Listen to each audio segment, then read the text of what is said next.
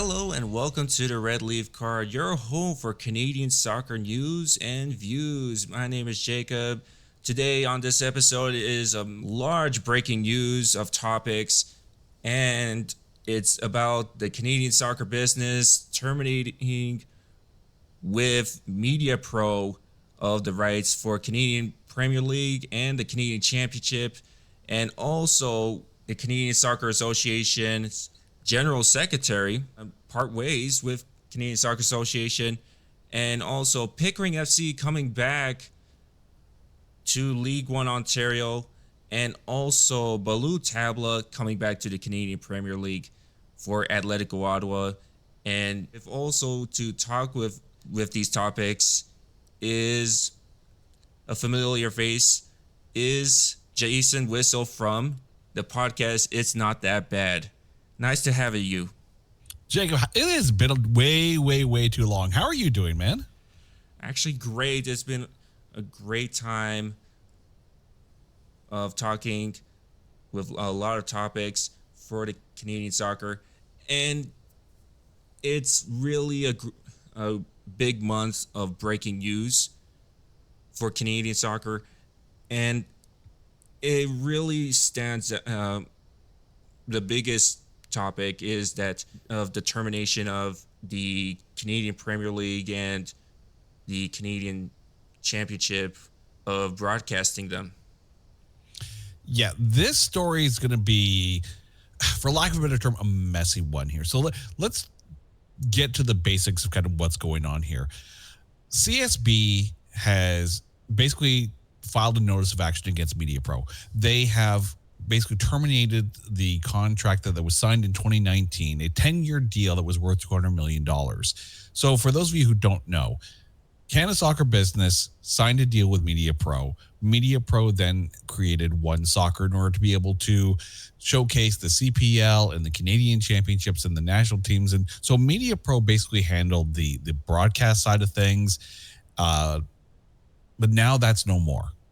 CSB has said nope. That there's allegations going both ways. So let's do a basic rundown of what the two sides are saying, and kind of see maybe not necessarily who's right, but what's next. Because right now we're about 2.5 months away from the start of the Canadian Premier League season, and we don't know if we're going to be able to watch those games. It's going to be very interesting. So here's basically what it's boiling down to. CSB has basically said that MediaPro has failed to meet significant contractual obligations, quote unquote. Okay. MediaPro is then turning around and saying that CSB has failed to expand the league based on prior promises and commitments. So on CSB's side, they've said that, yeah, MediaPro has failed to pay $6 million still owing for their 2023 license fees, and they haven't been able to basically find a way to expand the reach of the game on a broadcast side, even though OneSoccer does have that deal with TELUS and with Fubo.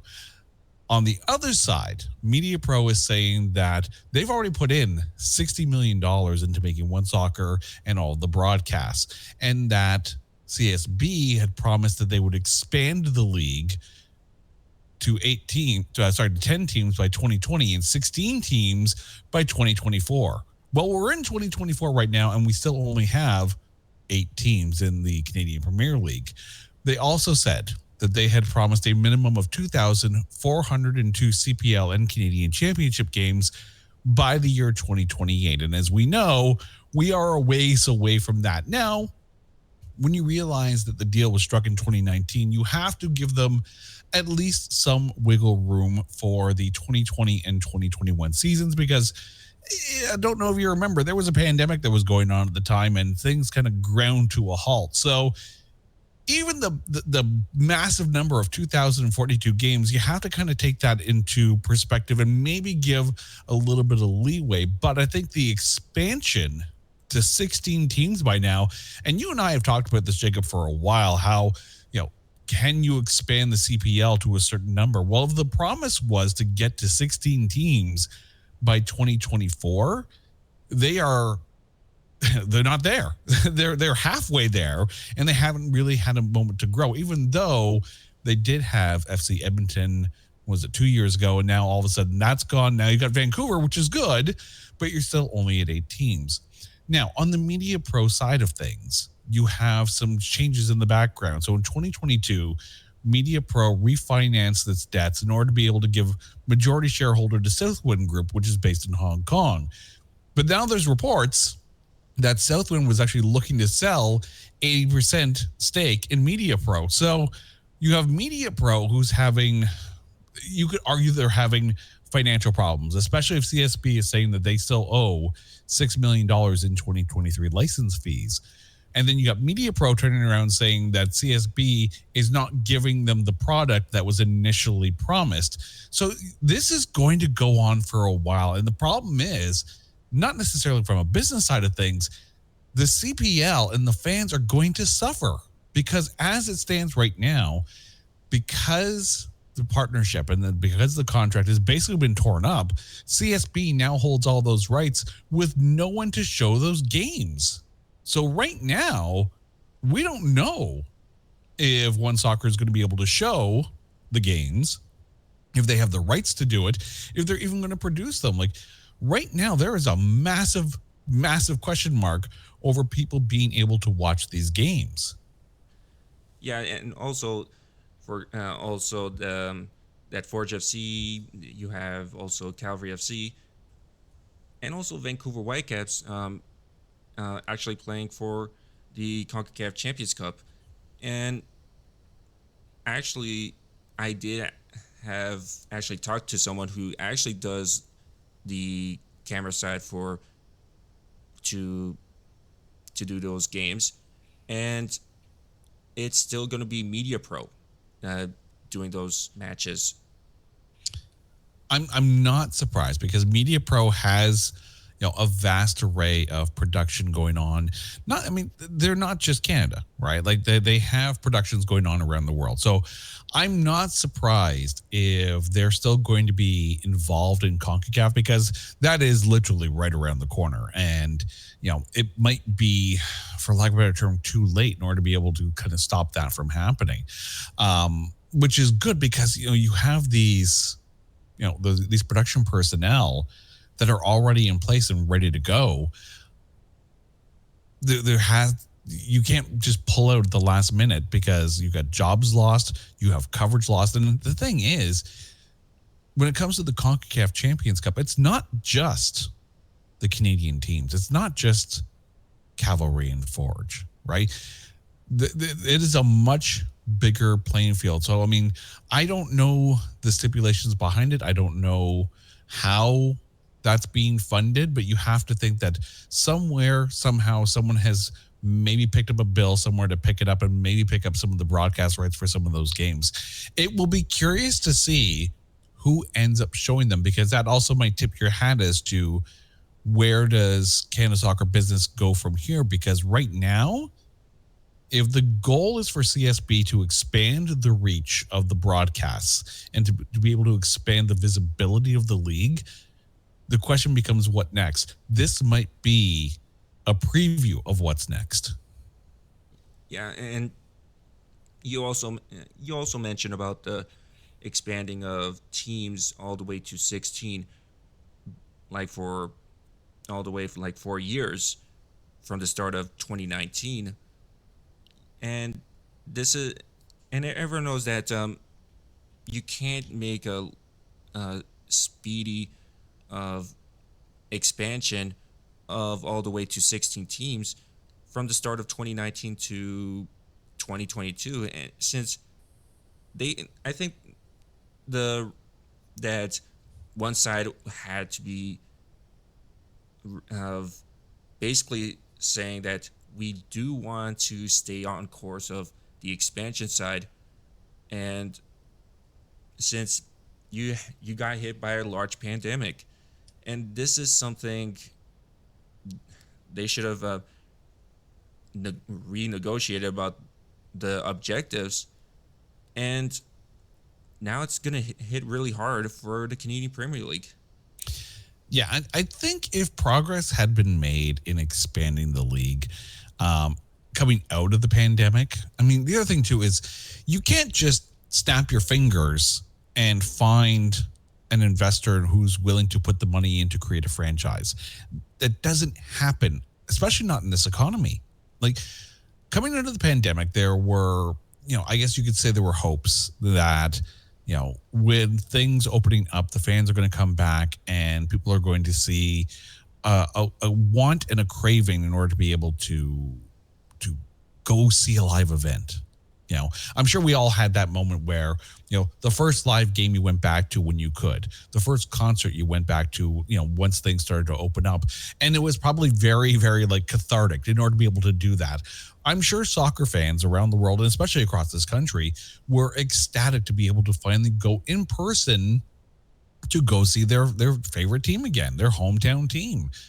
And there was probably a lot of excitement about that. But the thing is, you also have massive inflation in this country, and the investors, if the return isn't there, then they're going to have to sit there and really rethink their finances. And is this the time in order to be able to create a franchise in a league that has a, at the time, and still does right now for sure, a limited visibility? Why put your money into creating a team if only a select few are going to be able to see it? Yeah, and also for example, the one expansion team that actually failed to actually reach that was the team in Saskatoon. Mm-hmm. All the stories about Saskatoon being the next team finds out that they couldn't make the stadium. They got hit by lawsuits also, and basically failed for it. And there was actually some areas they could have actually played. There was also Regina, which usually the owners are located, which they have a baseball team, and it's hard to find an actual group that could basically have a soccer team. Yeah, it's a little misleading when you take a look at a game in Ottawa, or if you take a look at a game in Hamilton, for Forge. They're playing in very large stadiums, but one has to remember that those stadiums were already built and they're designed for football. So I mean, it's nothing to put soccer nets on either side and play there, but it gives a much bigger feel than what you should expect as far as a new team goes. Now, you could take a look at a number of cities. I'm sure if we actually sat here and made a list of 8 more cities based on population, based on available, not new, available stadiums for them to be able to play in, or at least available fields, I'm sure we could come up with 8. But the biggest question is, great, who's going to fund it? And, I'm sure in 2019, before the pandemic, and that's the thing. But this deal was signed before the pandemic, before everything ground to a halt.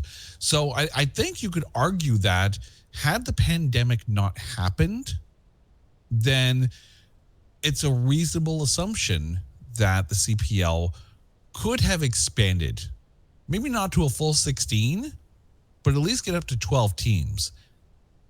Now, you're starting to see things ramp up again, but you're already 5 years into this 10-year deal.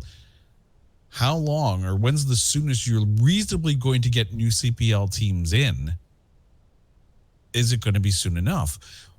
Either side is now sitting there taking a look at a combination of finances and missed promises. And again, we really right now only have both sides' statements to kind of glean our information from. And you have to think that, the real meat of this, for lack of a better term, divorce between the two parties kind of sits somewhere in the middle. It's probably a little bit of column A and a little bit of column B, but it's not going to do the game any good, because the fans are going to be left holding the ball, or with no ball to hold, because eventually, if these teams can't get visibility, then how are they going to push the games, and how are they going to push like jersey sales and whatever the case may be, and really push ticket sales? It's going to go back to a grassroots unless CSB can come up with a partnership. There are options out there, and it's interesting to take a look at what the available options may be, but can something actually happen between now and when this case is finally resolved? That's a case up to the courts, but it's going to have to happen soon because, as mentioned, you got 2.5 months before that first game of the CPL season. Someone's got to be able to know that they have the rights and can show those games. Yeah, and it's also, for example, that the Canadian soccer business always been going after for TSN or Sportsnet.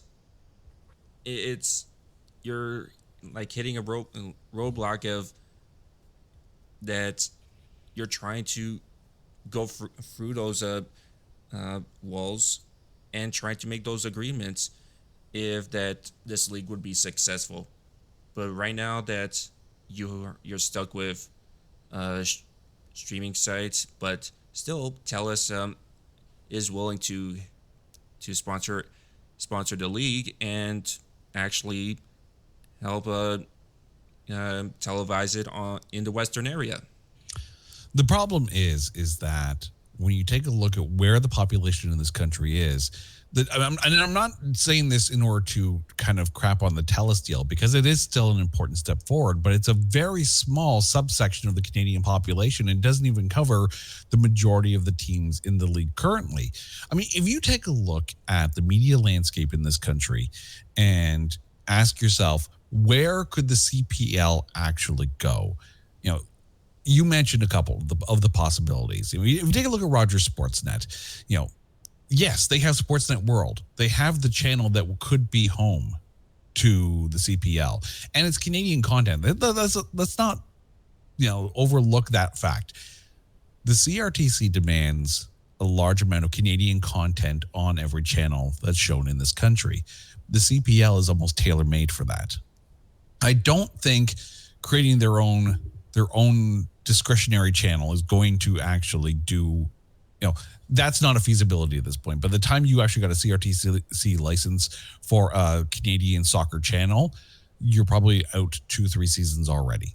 All right. So let's take a look at the potential broadcast possibilities for this upcoming season. Sportsnet is a possibility. Because you have Sportsnet World, you have the ability to move some of the games over to the main channels, and you also have Sportsnet Now as a streaming service. The only downside is Sportsnet World is a separate channel from your current cable packages and bundles, and Sportsnet World is another streaming service, of which, of course, they've already just had a streaming service with OneSoccer. With Bell, yes, you've got TSN. And they have been acquiring certain Canadian League rights, like the NLL and the CEBL. And TSN Plus does get a lot of spillover for that. But that being said, there's only so much that they can put on to their channels, and TSN Plus will still get a lot of the spillover. Are people going to get yet another streaming service with TSN Plus? Maybe, maybe not. Depends on people's finances. Because keep in mind, too, people will watch soccer. They're not necessarily going to pay to watch soccer all the time unless they are a diehard fan. OneSoccer was a brilliant idea, but it relied on people putting their credit card down and saying, yeah, I'm going to pay for all this soccer. And the people at OneSoccer, let's put this out on Front Street. The people who behind the scenes at OneSoccer put on a phenomenal production. And they're the ones that I feel the worst for, because they're just sitting there holding their cameras and their microphones and, you know, watching the parents squabble at this point while things get sorted out. And they're wondering, well, who are we working for? So I do feel bad for the people behind the scenes. But getting back to the potential possibilities of where we could see the 2024 CPL season, take a look at Chorus. They don't have a sports channel license. They don't have a specialty sports channel, but they do have some really intriguing options here. Global TV is part of the Chorus umbrella, and you do have global TV channels in pretty much every city across, or at least, in the provinces. So there is that possibility. Now, the downside to that is that those games may be regional unless they do a national game of the week type game. But Chorus also has Pluto TV, which is like their shared service with Paramount. We get the Pluto TV Fast Network. The thing is, there's already some sports channels on there, but none of them are really Canadian specific. You've got DAZN, you got beIN Sports Extra, you've got MAV TV, Impact Wrestling, and the World Poker Tour channel. So while that's okay, it's not necessarily good as far as live TV goes. But if you had a Canadian Soccer Fast channel on something like on Pluto, which is free, that's the key thing here. Right? Before, when I was mentioning Sportsnet Now and TSN Plus, those are all paid streaming apps. Pluto TV is free.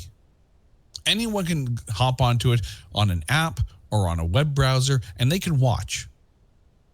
That's a possibility. And it gives, of course, a foothold into Canadian sports. The other big one is CBC. Is here you have, a federally funded network. And they're everywhere. The CBC is everywhere. And they don't have any exclusivity deals with any major league. And you see how they've partnered with Sportsnet and TSN in order to help bring the PWHL to television as well. Now, some of those games have also ended up on CBC Gem, their streaming service, which again is completely free, which is good. The other thing, too, is that they did a very good job in showing the games during the pandemic. I don't know if you remember watching those games in 2020. Believe me when I say live sports was really good to watch when we could. The other thing, too, is if you take a look at the initial deal, the initial 2019 deal for $200 million for 10 years, that basically equates to $20 million per year. CBC could use that. And, well, usually the CBC matches that they did on is usually on Saturdays at 1. Yeah, So and that is prime CBC, sports watching. Yeah, and some of them had to be at 1 o'clock, which is not really a problem. The other thing too is that CBC, of course, you're probably going to show it nationally, but if you have games going on at the same time, which games are you going to show? And are you going to do live look-ins? And are you going to do it regionally? So if anyone has, time skipping or has multiple platforms, then they could watch it. The other thing too with CBC Gem is that you also have different channels in different regions with their live streaming going on that app. This free app. Got it on your phone, got it on TV, got it on a Roku device. You can watch it live. I have watched a PWHL game live on CBC Gem. It's a viable option. Yeah. If you hide the games behind a paywall on a streaming service, you are limiting the people watching down to the ones that would actually pay for it. But if you put it out there, available to people in a way that either they already have or it doesn't cost them another penny, that's where you're going to get more advertising dollars, and that's where you're going to expand the reach. Yeah, I actually hope that the Canadian Premier League finds someone that could televise the league, or even the Canadian Championship, or find a stream that could actually do it. But yeah, starts from scratch at this point. Well, the other question, too, that's going to have to be answered is, you have a deal with TELUS already for OneSoccer, and Fubo's involved as well. Like, they have a fast network on Fubo. But the thing is, does that mean TELUS has right of first refusal if this contract goes up? And we don't know that. And a lot of these questions are now going to be asked. And it may get down to a regional level, because TELUS isn't in every province, just like Bell and and Rogers aren't in every province as well. If you take a look at Halifax, you've got Eastlink cable out there. So the other thing too is that if CSB is looking to expand the reach of the game in this country, which is their stated mandate, that also means League One as well.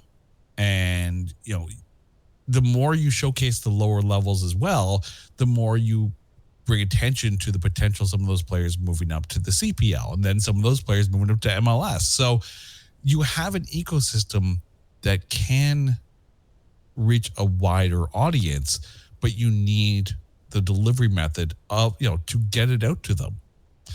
Yes, you could take a regional, smaller approach to League One. You think about the cable TV stations out there, or local independent stations. Your Rogers Community TVs, and your East Links out in the Maritimes, and Shaw Community TV stations. Those are the channels, or those are the TV stations that should be reached out to for something like League One Ontario. So because right now, like if you go to League One's Ontario's YouTube channel, you have games there, but more often than not, it's just one camera panning back and forth and no commentary. Some do. Don't get me wrong. Some do have commentary. But it doesn't take much these days in order to be able to put together a bit of a production. And you don't need much.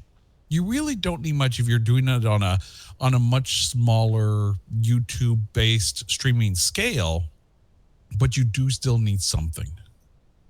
Yeah, and that's one of the problems right now.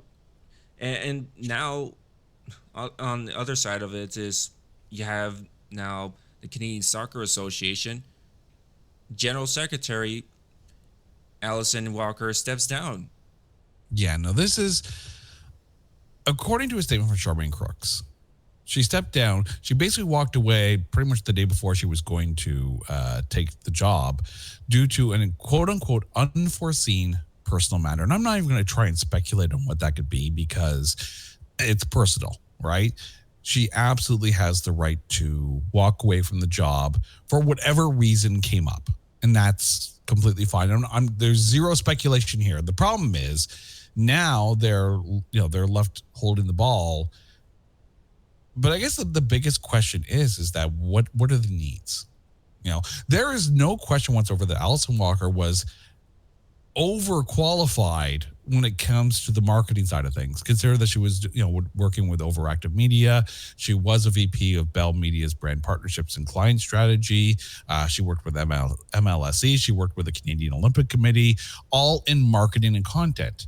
So from a marketing standpoint, Alyson Walker was the best person for the job, really. But the question is, what is Canada Soccer's biggest need? Is it marketing?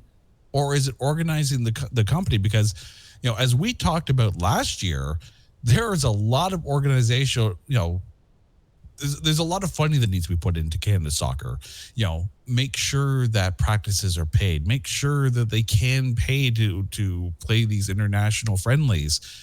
And I'll toss this to you, Jacob. I guess the question is, in your mind, what does Canada Soccer need from an organizational standpoint? More marketing or team and player relations and funding for practices? It is a hard one. It might be all. It could be all. It's like all of them. Like it's the always question mark, and now you just have this blank answer that you can't even fit a word. It's always like all these things. Does it have to do with money at this point? And there's a big thing too, is that if you have someone, like an Alyson Walker, who is good at dealing with brand partnerships, and getting clients on board to put money into the product, then you have the money in order to be able to, pay the players and pay the practice time and really create an environment that promotes development, not just of the game, but of the team that's on the pitch. Going into, the Women's FIFA World Cup, there were a lot of question marks as to what Canada Soccer was doing for the players who were about to go play, with the maple leaf on their chest, right? But the question becomes, is a marketing person going to be able to solve the player issue from a financial standpoint? Possibly, because they can bring in the sponsors. But do you also want, for lack of a better term, a soccer person in there in order to be able to address the players' needs and figure out what it is that's needed for the team? And maybe it's a two-person solution. Could be, actually, or maybe more at this point in the Canadian Soccer Association.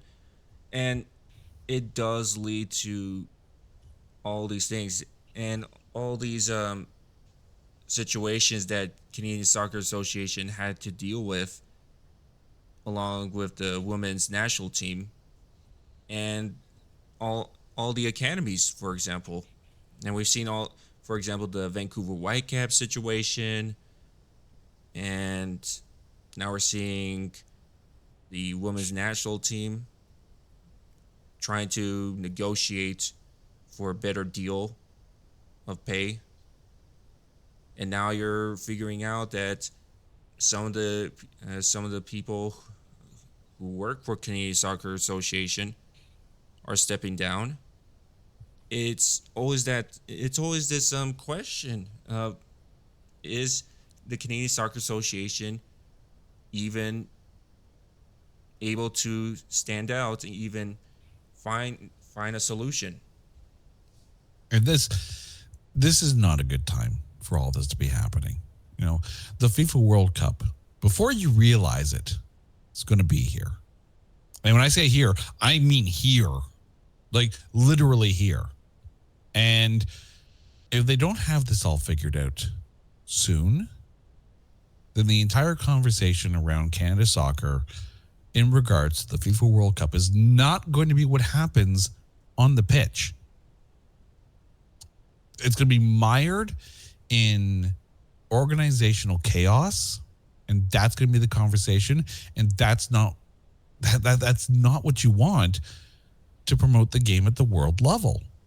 That's not, if the resources aren't there for the players, then are players going to actually want to play for their country? I think the Olympics is a different kind of scenario, because that's more on a personal level. But I think when it comes to something like FIFA, yes, the World Cup is the pinnacle of international competition when it comes to soccer. And to put on the jersey of your home country, yes, that's an honor. Yes, that is a monumental feather in the cap of anyone's career. But if it's going to be a pain in the ass to do it, eventually the players are going to sit there and say, yes, this is cool. Yes, this is important. Yes, this is an honor, but is it worth it? Right now, and again, I whatever Alyson Walker's reasons for stepping back and not taking the job, in the end, those are her reasons, and she is absolutely, she doesn't have to ask anyone's permission. For whatever's going on, it needs to be sorted out now, and a direction needs to be made, and it's got to be all positive steps from here on in. Because the last thing you want when the world is watching is for the talk to not be about the score and the standings and taking away from the players and what they're doing in the name of our country. Yeah. And not just that, they also have a problem of actually signing an actual manager for the men's national team. And they're still going with Mauro Biello as their intern. Still. Yeah, that's the thing. You have a seat at the table, and you haven't even settled on whose butt is going to fill that seat. You know, you need time in order to be able to, figure out what your pieces are and get them to work together in a system. Yes, you don't know who your opponents are going to be, what group you're going to be in, and how rough that initial round robin stage is going to be. But you need the time. You need the time, and you need someone who knows they're going to be the one to do it. If you're still sitting there with an interim, there's so many questions, and that I feel bad for the players, because if you want to do the best that you can, you shouldn't also have to be worrying about, is practice going to be paid? Am I going to be able to get to where the practice is going to be? Are we going to do an international friendly? Are we going to be in game shape before the tournament comes? I have no skin in this game, but I'm telling you right now, it looks Mickey Mouse. And that's not good. Yeah. It's like trying to have all the puzzles come in where it is, but you can't even put it all together at this point. It's all loose. Yeah. And that's the thing too. Like the fact that it's quote unquote unforeseen personal matter, that's the saving grace in this, in that it's not like anyone is saying, she got there, realized what the hell was going on and got out. No. Something in real life got in the way, and that's completely fine, and you just move on to the next person. And if that person comes in and does a bang up job, then we don't worry about this.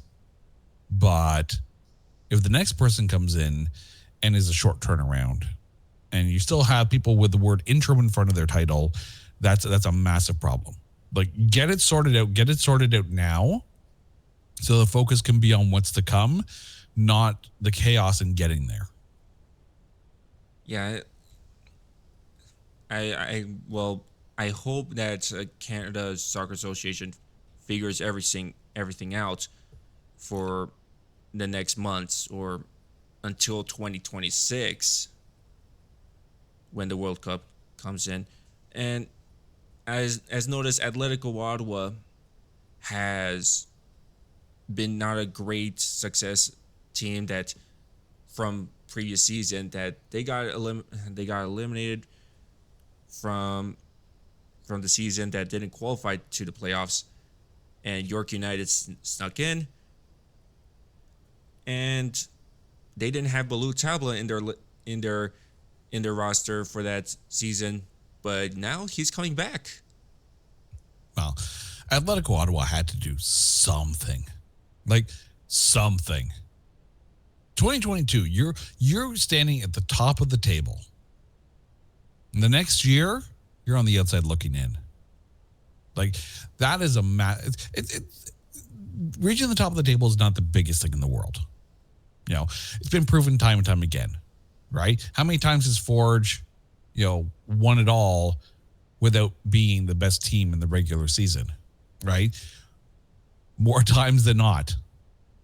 So Ottawa, top of the table 2 years ago, 6th place and not in the playoffs the following year.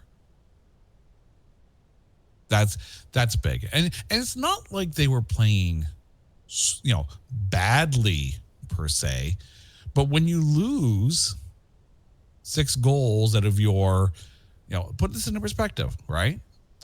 38 goals for, 34 goals against last season for Atletico Ottawa. Tack another 6 on there from that you had from Ballou Tabla the year before, right?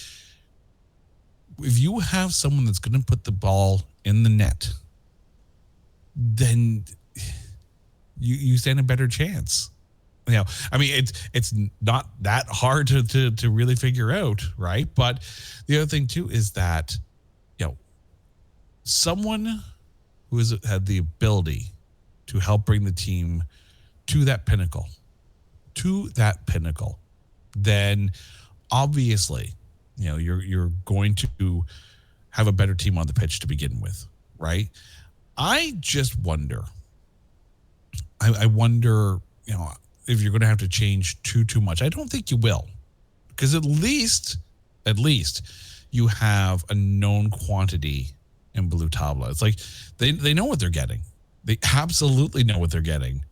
They've had them before, and you got nothing wrong there, right? And like I said, so anything is better than what happened this past year. But if you take a look at some of the games, right?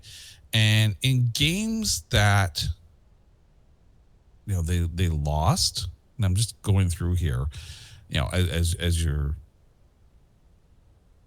really, they did have they did have a match that Atletico Ottawa lost to Valor FC, and it really was a terrible loss there. Oh yeah, but I mean, let's put this into perspective here, okay? Of all the games that they lost, only twice did they lose by more than one goal. So it's not like they were getting blown out. More often than not, they were just a little bit behind the eight ball, right? And by the way, that game that they, the two times that they lost by more than one goal, that was back in May. That was like early in the season with a 4-1 loss to Pacific on May 6th. And this is when Pacific was looking really, really good. And a 2-0 loss to Cavalry. Well, it's Cavalry. So, but both in May. And after that, things tightened up. All in all, it's not like they had a bad season. But it could be better.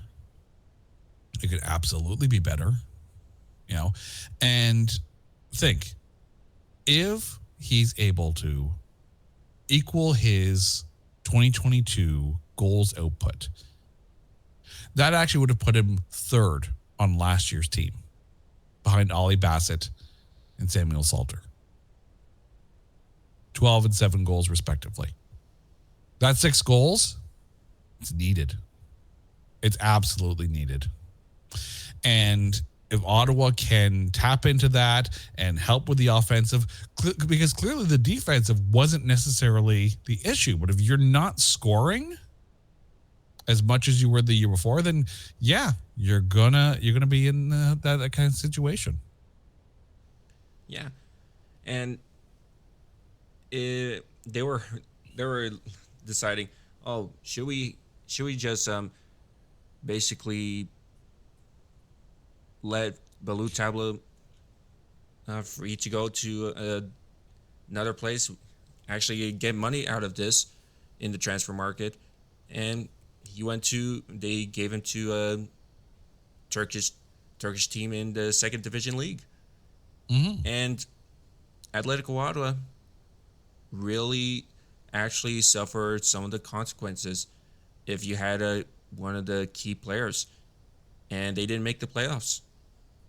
Yeah, and I think the problem here too is that once a player has a good year, like a good solid year, right, and the offers are going to start coming in, and they're going to chase the money, right? And let's be honest, CPL can't necessarily match some of the other leagues, and yeah, to be in the Turkish First League, like that, you have to think that there's some decent money behind that, But the thing is, when you take a look at a goals perspective, Ballou Tabla hasn't had, or like that 2022 Ottawa year statistically was his best year.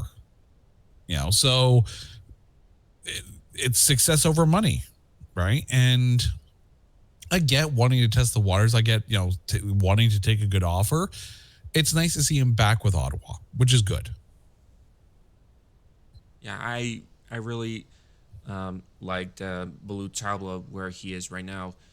That it actually fit the Canadian Premier League fans. It showed real highlights. And everyone knows the the cycle kick from Calvary FC against Calvary FC during the time that he played. It brought in the highlights. Oh, absolutely. And, the other thing too there is that, you bring someone back in with proven success, and that's going to bring people back into the seats, right? Luckily it's not, we're not that far off the, that 2022 top of the table season, right? So it's not like Ottawa fans have had to suffer at all really for lack of recent on the pitch success, so credit where credit is due, bringing him back. I think it would have been worse if Ballou Tabla decided to come back to the CPL and go with anybody but Ottawa. That would have stung. That would have absolutely stung. But the fact that now you take a look at your forwards, right, and you've got a formidable foursome up front this year. You got Ballou Tabla. You got Malcolm Shaw. You got Samuel Salter, who did very well last year, and Ruben Del Campo. Not to mention you still got Ali Bassett in the midfield, right? Your striking is going to be good. So long as your defense can keep it to that, limit the chances against, then you're going to be okay. Out of the table last year, yes, but still with a positive goal differential. So, they were still in it. They were still in it till the bitter end. A bounce here, a break there, and back of the net instead of a post. And some of those games, maybe not a win, but at least a draw. And that means you're not giving up points, and at least you're still putting them on the board. So they're not that far off. It's not like Ottawa needed to completely and utterly gut the team. You just need a little bit more firepower. And I think Ballou Tabla really does, basically answer those questions that were left after last year. Yeah. And hoping the upcoming season for Atletico Ottawa might be a positive step for the Canadian for what happened from last season, and bring in that spark, and maybe actually make it to the playoffs. And not just that, also some breaking news I'm going to bring in from League One Ontario, that it's something about from another team that is leaving, but also a team that's actually coming back from not having the licensing from previous season. Electric City is now leaving League One Ontario of financial issues, but taking that spot is Pickering FC coming back. But they are going to be competing in the League One Ontario Championship division, and we'll bring in Woodbridge Strikers to the Premier Division of League One Ontario. And right now, League One Ontario is going to be trying to find their 10th team for the League One Ontario Championship Division.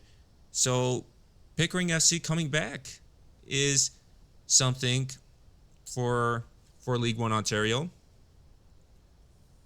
What's your thoughts on it? I mean, being a Durham region guy, I'm happy to see Pickering FC, back into the League One Ontario. I'm really, really intrigued about this upcoming season. The fact that you now have a tier system in League One Ontario. It is a shame that we started the show talking about MediaPro accusing CSB of not expanding the game and having more games for MediaPro to cover. when really it's been League One and those under CPL semi-pro teams that have really seen the most growth over the past year or two. So to see Pickering come back into the fold in arguably what's going to be a very exciting time.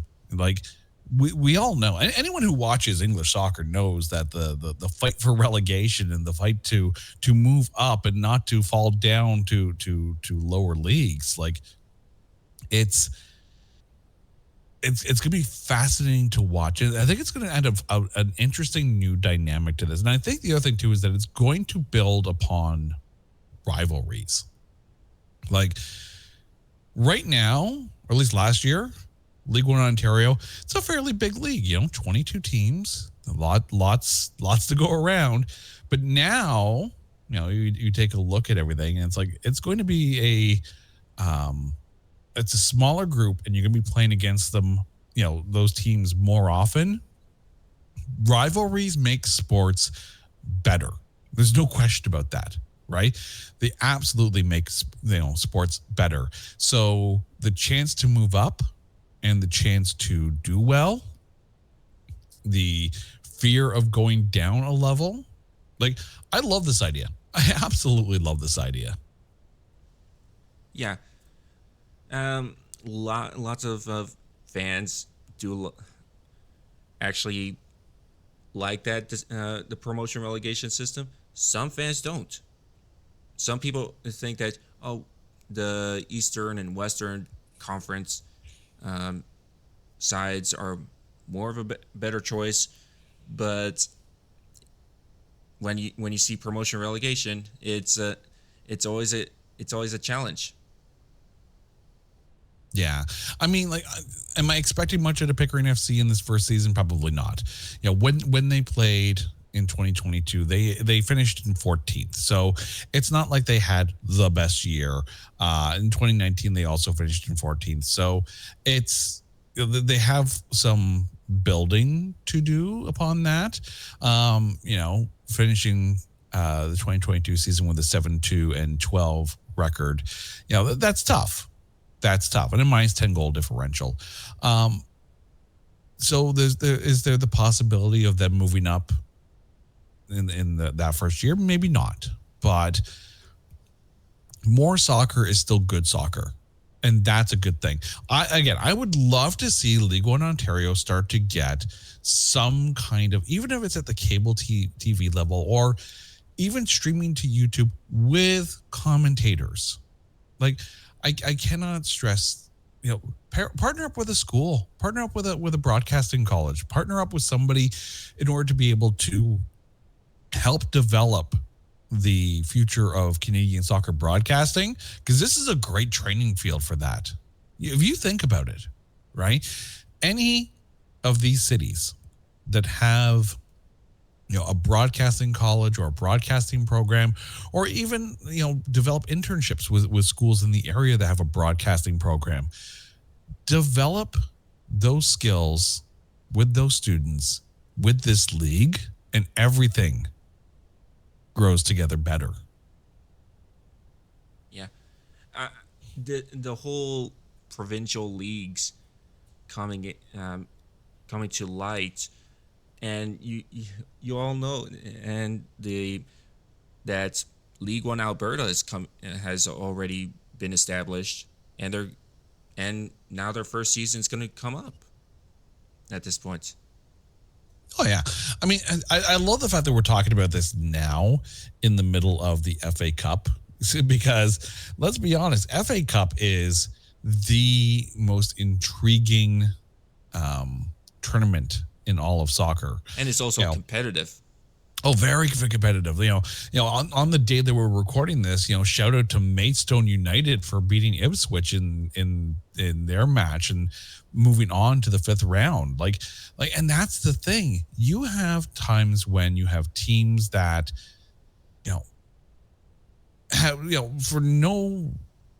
should not, on paper, stand any chance against some of these other teams. But yet we all know that on any given day, anyone can beat anyone given the right, given the right lucky bounces or just the motivation of the day.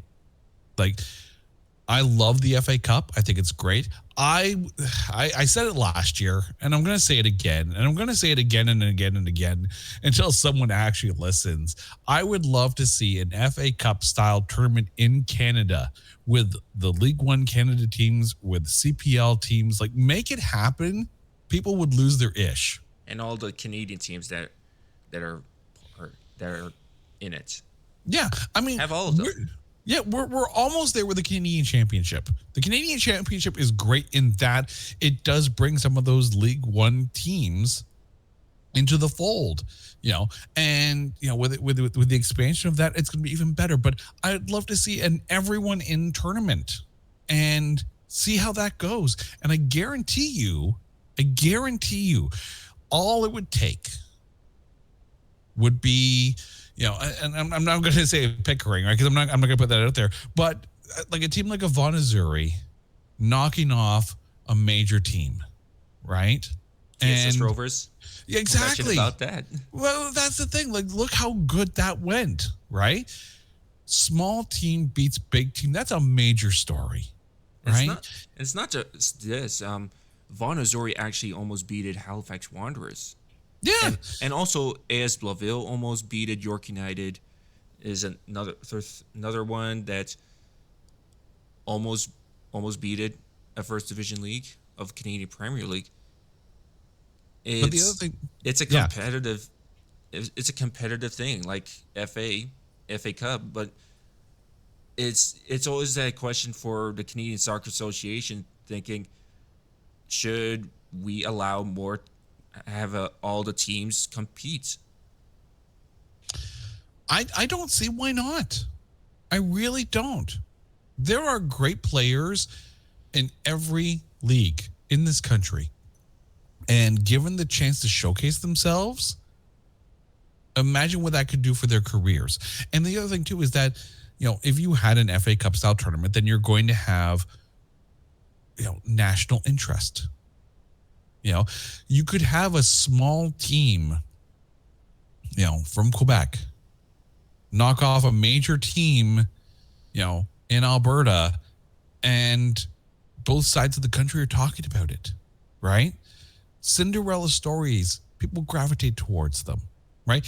And if it's through the year, like round one, say, happens in March, round two happens in April, like little bits here and there kind of thing. Like, do the math of how many teams there are available, and then ask yourself, would you watch a tournament, a knockout elimination tournament in that FA Cup style with teams in and around this country?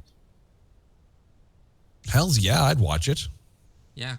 Everyone's talking about even CS Saint Laurent. They're talking about Simcoe Rovers, even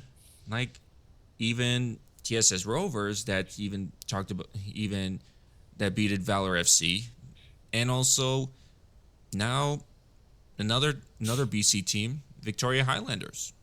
Yeah, like I said, you have good players on smaller teams, semi-pro teams.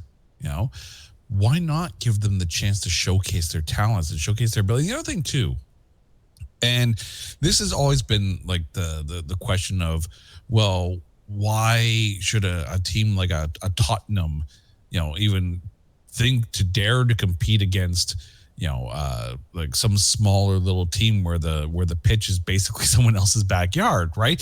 And I remember watching a game like that where it's like, yeah, the field was right up against backyards, and it's like, what the heck is going on here, right? But the thing is, for the players on those smaller teams, that may be the biggest game of their life. And even if the final score is 5-1, well, guess what? Someone scored against that big team, might be the biggest moment of their career. And, you take a look at this. I hate to bring this up as an example, but look at Welcome to Wrexham, the TV show. Yeah. And how much, people were invested in this small little English town that happened. Yeah. Well, sorry. Yeah. Well, that happened to be bought by Deadpool, but it became a story. And the fact that they were doing better than ever before in the FA Cup, there's something to be said about, shining the spotlight on some of these teams and giving them that moment. And you'd be surprised what someone can do when the spotlight is on them. You take a team that should, by all rights, have no chance against, a team like Forge. And if they can hold their own or at least stand toe-to-toe with them, win, lose, or draw, that's still a moment for some of these players. And it expands the reach of the game in the country, which is really, at the end of the day, all you can ever really ask for. The best thing about the CEBL is that it showcases Canadian basketball talent. The biggest thing about the CPL and League One is that it should showcase Canadian talent. And a tournament like that brings more eyes to the game, brings new eyes to the game. That's the thing too, right? With a subscription-based service, you're going to have soccer fans tuning in, and that's not a problem. It's getting those casual fans, and you have to almost like put it on a plate in front of them for them to be able to see it sometimes. A tournament like that would do well. Yeah, I hope, to be honest, hoping that the future for Canada soccer will grow, but right now we're not actually seeing it, because right now the whole drama coming in for every single time we're seeing the broadcasting rights and the whole Canadian Soccer Association.